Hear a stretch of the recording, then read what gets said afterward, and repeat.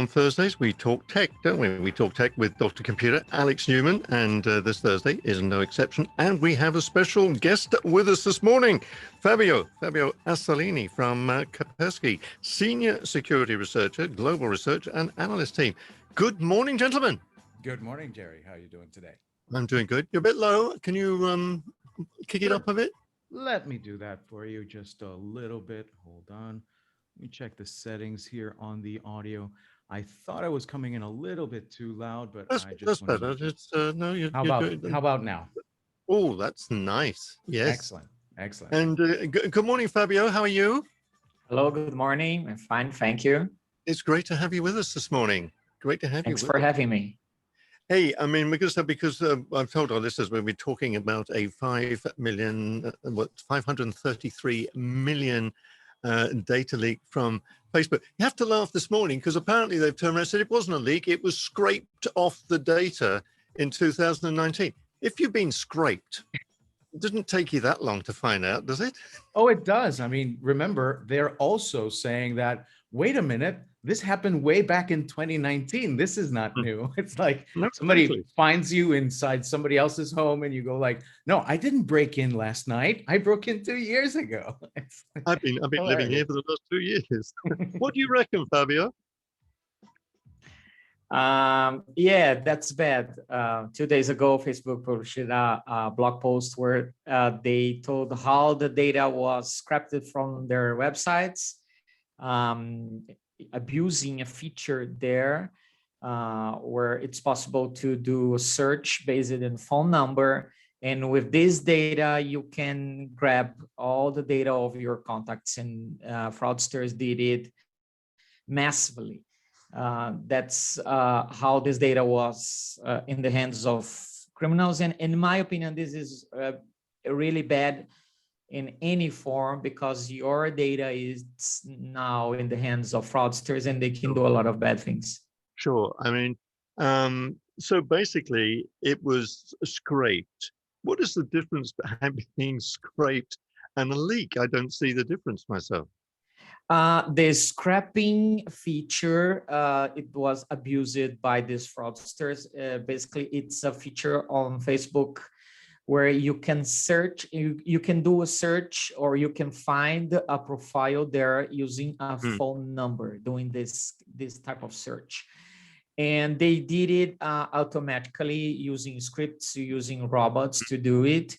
And basically, for every search they did it, they recorded the result. So in the end, they have this giant database with all this information. And at some point, they decided to sell it to other cyber criminals in the underground. And that's what they did it. Facebook basically confirmed that the data, it was from their website, but the data was from 2019. But anyway, it's a problem for users. And in my opinion, it shows that Facebook do not care about your privacy or about your data. Exactly. The comparison's not exactly right, but it would be kind of like if I were to start calling every phone number and then asking who am I speaking to and then writing down the information. Of course, this is all automated and it was just done using regular programming that anybody could have used, and it was just abused in a way. I mean, nowadays, if you try to log on to a website more than a couple of times than you usually would, you get a prompt saying, hey, wait a minute, you might be a bot or an automated script or something like that. And they kind of stop you like that. This wasn't the case on Facebook, was it, Fabian? It was just Fabio. It was just out there for anybody to exploit, right? Exactly, and of course, not everybody knows about this like hidden feature, but fraudsters, they did it, and they scrapped all this data from there. And Facebook told 2 days ago that the feature is not available anymore. I mean, they like fixed this option. But anyway, now our data, it's in the hands of fraudsters, and this is bad anyway. It doesn't matter if the attack or the scrapping thing was in 2019 or 2020. The data is outside. Getting in this way, Fabio, what type of data would they have been able to acquire? Yeah, this is the bad part, and when people realize it, a lot of people get scared. In my opinion, the worst data there, I saw a part of the leakage. There in the leakage there are like full name, the profile ID on Facebook, but the first data that it's in the list is the phone number. In my opinion, this is the worst thing ever. Why? Because today a lot of online services are all of them based or they ask your phone number. And the phone number now is used to reset your account or to recover your account in a lot of online services, including Facebook. So there is a kind of attack that we call SIM swap. The SIM, I mean that is a small chip that goes inside your phone that we needed our phone to work. And the SIM swap is when a fraudster, he can activate your phone number on another SIM card. And these are a huge attack that are going on in some countries, like in Brazil and Africa, in United States. And this is really bad because even if a fraudsters do it for like 10 minutes, it's enough. If a fraudster activate your phone number on another SIM card for 10 minutes, it's enough for him to receive your phone calls and your SMSs. And in these SMS messages, that are the short codes that is necessary to reset or to recover your account. And that's how fraudsters are doing these days to do the account takeover in a lot of services, including banks, cryptocurrency exchanges, and also social networks. So that's why the phone number is a really valuable information there. And that's how fraudsters can use it to hack your accounts. So really then this is worse than if they got your password. It is exactly. It's like a password, but in my opinion, it's worse because like I can use a unique password for each online services that I'm use. Okay, I can have it, but normally people have only one or two phone numbers.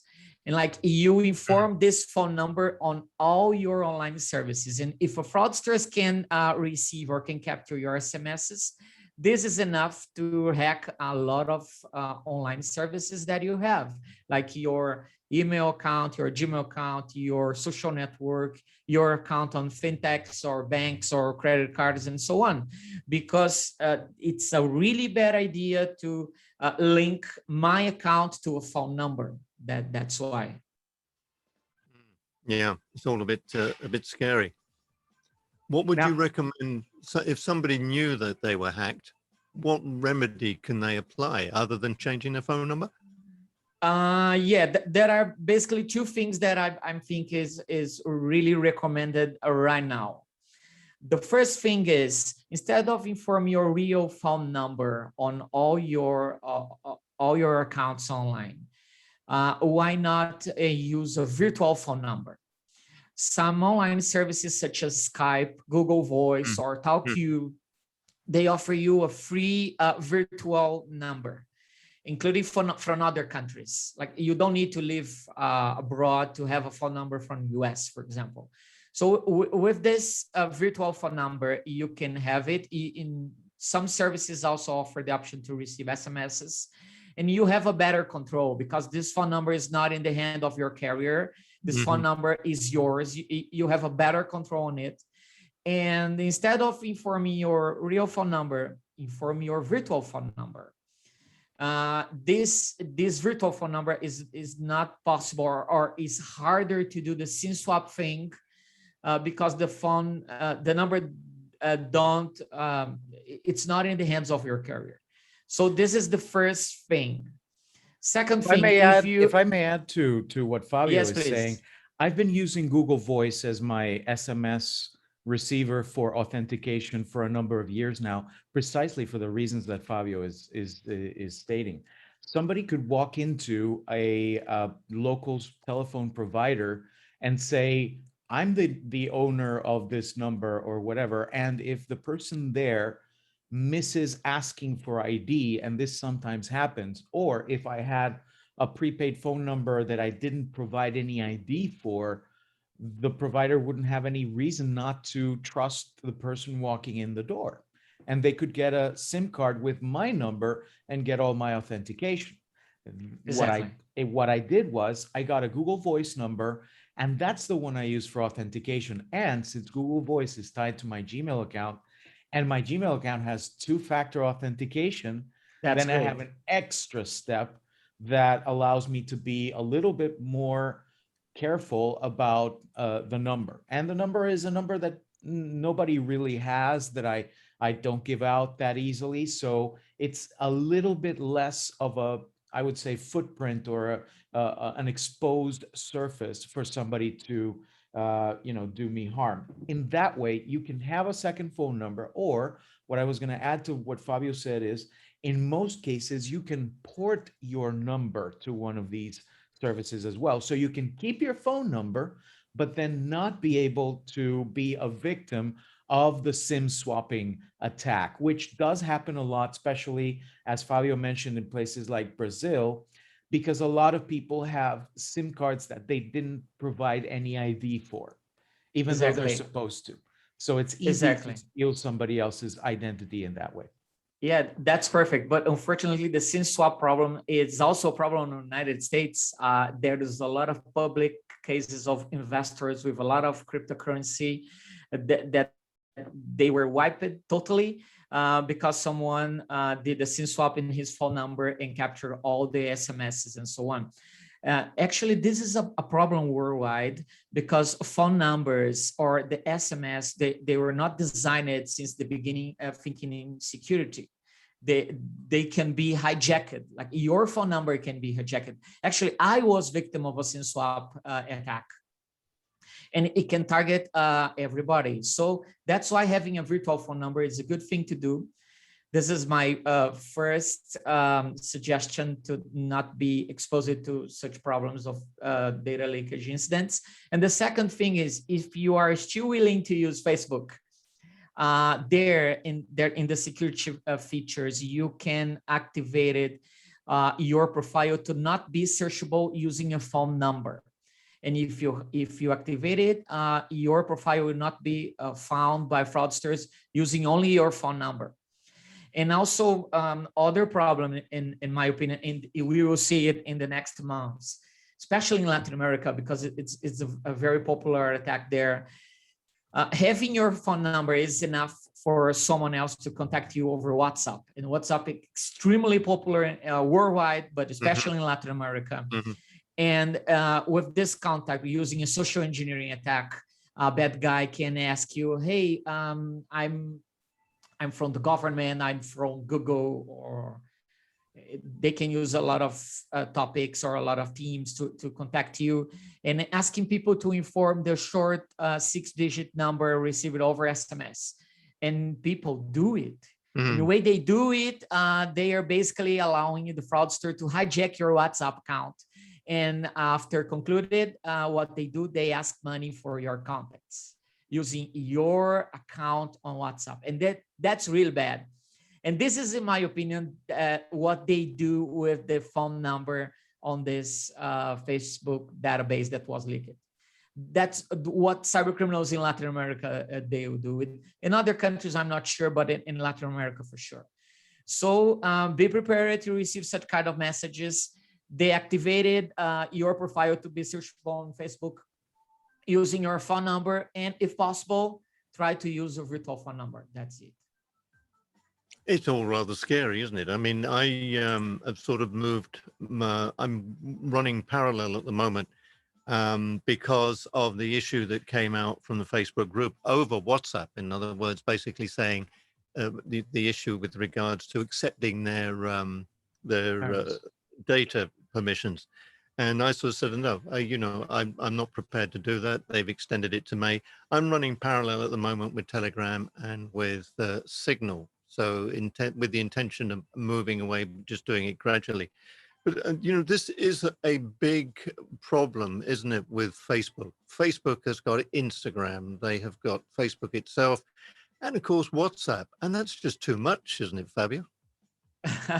Yeah, it's interesting that the big tech companies, especially Facebook, they know that sometimes people will move to another social network. So to guarantee they will survive in the next 10 or 20 years, they are buying other companies, or they try to expand their area with other apps, other social networks like. So that's the way they found to survive. But unfortunately, some companies, they don't care about privacy. And actually, that's the price that people paid. They pay with their data. I mean, you are not paying to use Facebook or WhatsApp every month. It's free for you. But the price you pay is if your personal data that's there, Facebook are selling it to whoever will pay it. And that's their business model. So if people really care about privacy, about your personal data, it's really recommended to find the other and more secure services online, like you thought about a Signal. That's a very good instant messenger that you can use instead of WhatsApp. Okay, Alex. No, definitely. I think it's something for everybody to think about, what their security settings are on their social networks, what their security networks are on pretty much everything. I think that we should enable two-factor authentication on everything, and if possible, use two-factor authentication apps instead of SMS because of the inherent issues with SMS. Exactly. Yeah, the scary thing about this is that, I'm inclined to be the attitude, well, I won't post anything on Facebook because, if people want to read what I put on there, they're welcome to. They'll probably fall asleep within 10 minutes. But what's coming across from you, Fabio, is that it's not that information they get access to. They're not interested in your pictures of your holiday in Vienna or wherever it was. It's, as you say, it's the information that they can get from Facebook that enables them to get deeper into your own business. Exactly, especially the phone number, as I told you. It's a really valuable information to fraudsters to go beyond. I mean, it will allow them to hack a lot of services or contact you over WhatsApp. So that's why I think the phone number is bad in this. In the database, there isn't the password. Like there are phone numbers, names, and the Facebook ID. But this is enough for fraudsters. So that's why this is bad for all Facebook users. And the fact that they can relate your phone number to your profiles on the social media means that they can get more information about you to scam you. Like, hey, it's your Uncle Martin and I'm in trouble. I need money. I can't access my original number because they took my phone. I'm using somebody else's. Please send me money. And you go like, oh, Uncle Martin, I haven't seen you since last time. And they'll say, oh, yeah, since that day at the beach that you took the picture with, that's on the Facebook or something like that. I mean, you have to be real careful about, especially about people asking you for money. I remember that a couple of days ago, a local news personality said that one of the local legislators had contacted him asking him for money. So he called her on her actual phone number, and he found out that in fact, it was somebody else just pretending to be her. Exactly.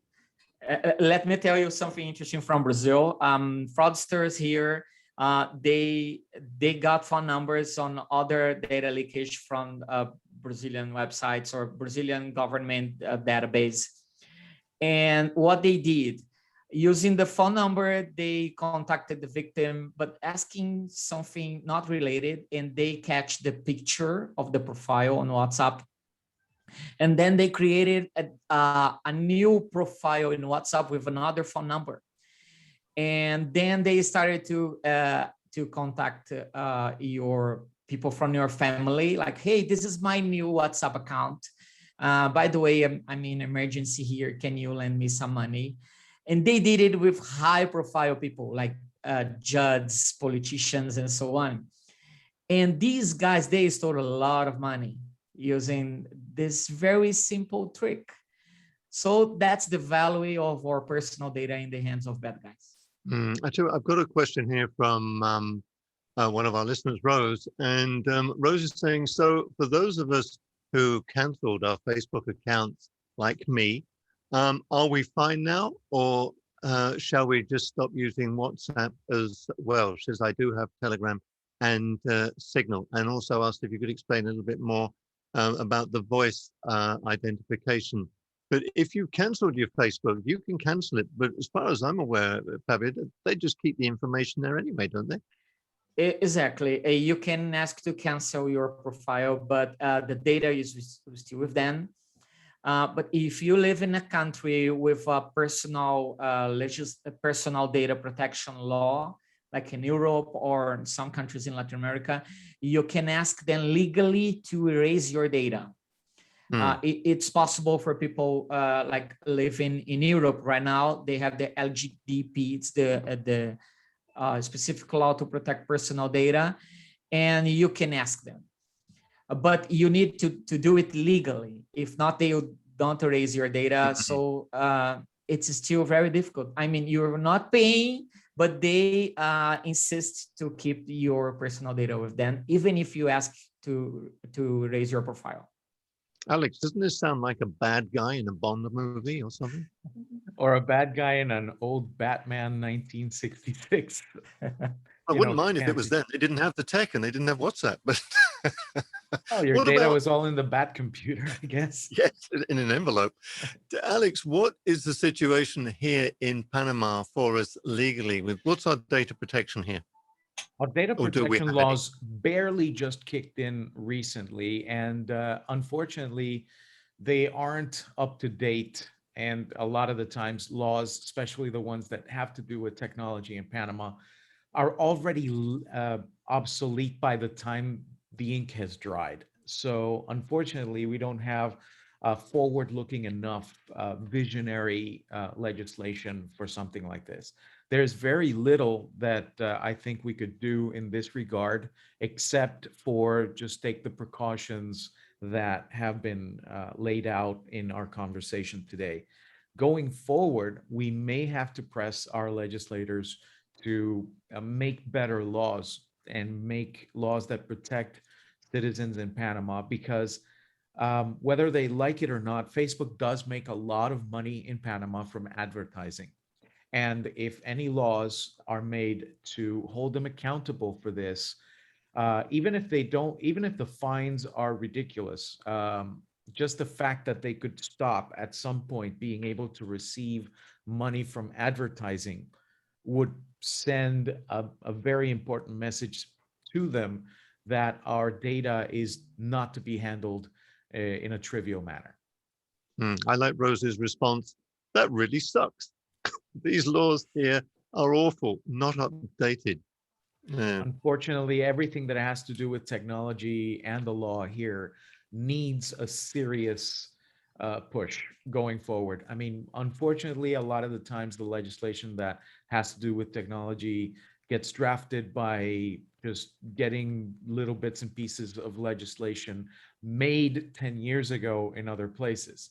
And I think that needs to change. We need to have laws that will last at least 5 or 10 years going forward, and that kind of see things from, I would say, a higher perspective, so that they can anticipate some of these changes coming in the network space. So let's see what happens. Fabio, I mean, we've been talking about Facebook, and the situation is, because of the mass of data with these companies that, as you say, they bought out, which is scary enough. But is there anybody else out there? Because you're with Kaspersky, really well known, and this is your side of the business. Is there anybody else out there that we need to be afraid of? That's a very good question. I remember a journalist that did an experiment, like trying to live 1 month without Google, Facebook, or other online services. And the experiment was bad. And the conclusion was it's impossible. So there's a big techs, they are everywhere on the internet. And it's difficult to use other services sometimes. So we can still use it. And but it's good when you have options. I mean, when you can lock your profile or turning off other options that can expose your data. But unfortunately, they are changing it a lot of times, and you need to check it regularly, especially on Facebook. If your data it's not exposed, and sometimes bad guys can do what they did and catch your data, even if you have all the controls or all the care with your profile. So it's not an easy situation. And by the way, probably our listeners are asking how I know if my data is in the database that was leaked or not. There is a website that you can check it for free. The website is Have I Been Pwned? Pwned, it's PWNED.com. There you can check. It's a very trusted website. You can check there if your data is in this leakage, and you can do something. It's really recommended for our listeners to check there if your data is in the package that got leaked. And by the way, haveibeenpwned.com/passwords is also a place where you can check your passwords for strength and for the presence of that password in any of the leaks. And speaking of leaks, I just saw some news, I pasted it in the chat, that 500 million users' information was just found having been scraped off of LinkedIn just recently on a piracy forum. And it's available for anybody who wants to buy it for a price that hovers around 4 figures right now. So get them while it's hot. Yeah, I think I'm going to go back to writing letters. I think I bought a new fountain pen, so I think that's the way to go. But and write a strongly worded letter to all of exactly. But here's an example, Fabio, because perhaps one of the biggest companies, I don't know, bigger than Facebook, in fact, and somebody that we do have tremendous amount of information with, especially with the technology that we have in our home now, of course, is Google. But we don't hear so much about this kind of issue with Google. Am I correct? Yes, some companies, they take care about our data better than others. So Google already have problems in the past, but normally they are they know how bad is a data leakage incident, and regularly they try it to protect very well all their services. The same with Apple. But here, all big tech companies, they can be exposed to a cyber attack that can compromise some data.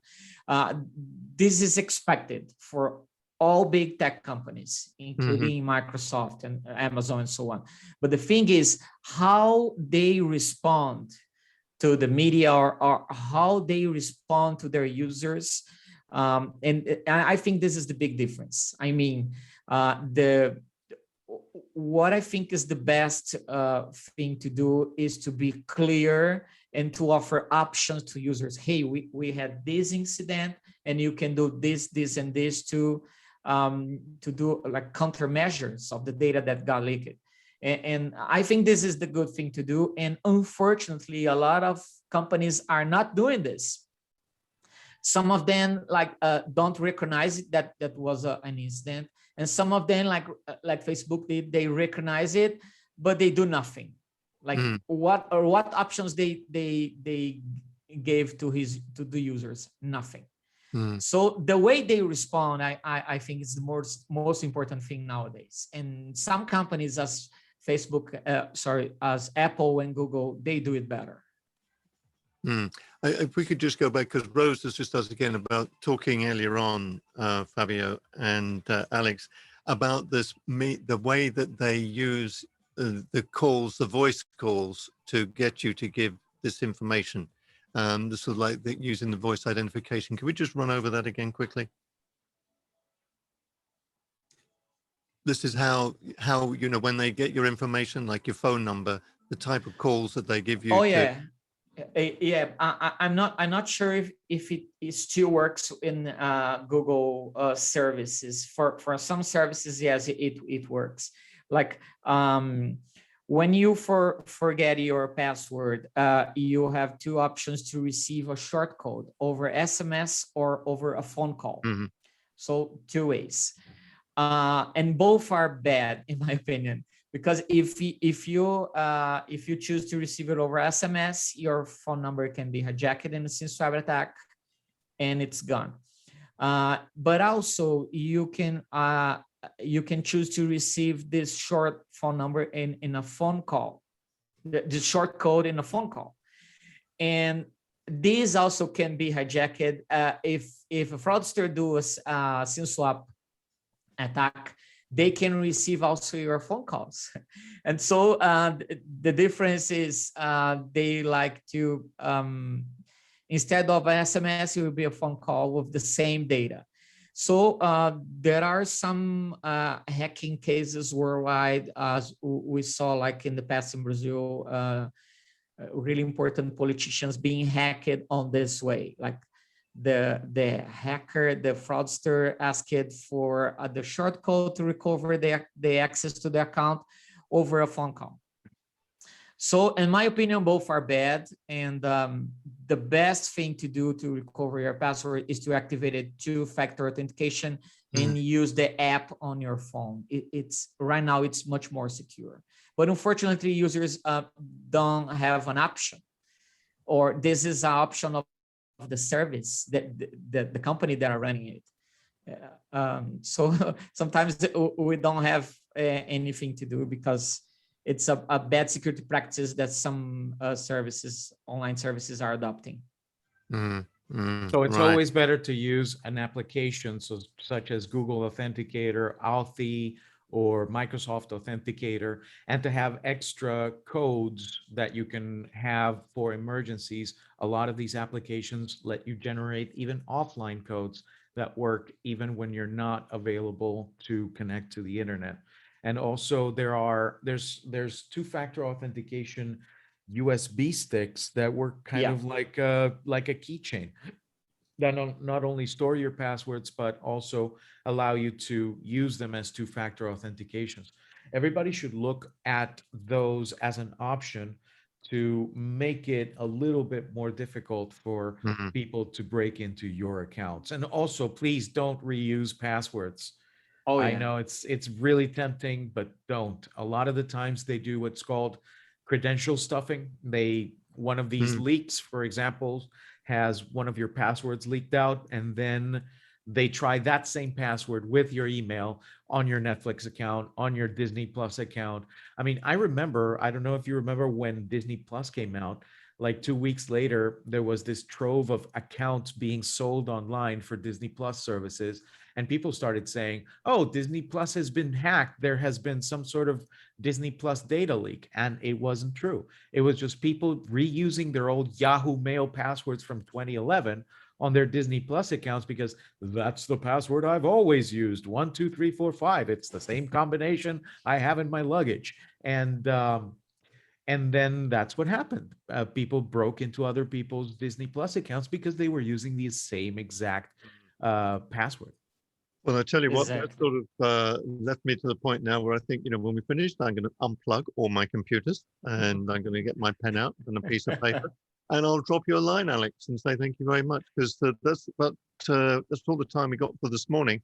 Fabio, I can't thank you enough for spending some time with us this morning, and it's nice to have you here with the tremendous insight you have to these things, and perhaps we can get Alex to bring you back sometime. It's very, very interesting indeed. And Alex, as always, a big thank you to you. And thank you. Very, very Thank you, interesting. gentlemen. And it's been great. And Fabio, again, thank you very much indeed for spending some time with us. And that's it. We're making our way up towards the top of the hour. And to take us there, we've got a piece of music, and it's from England Dan and John Ford Curry.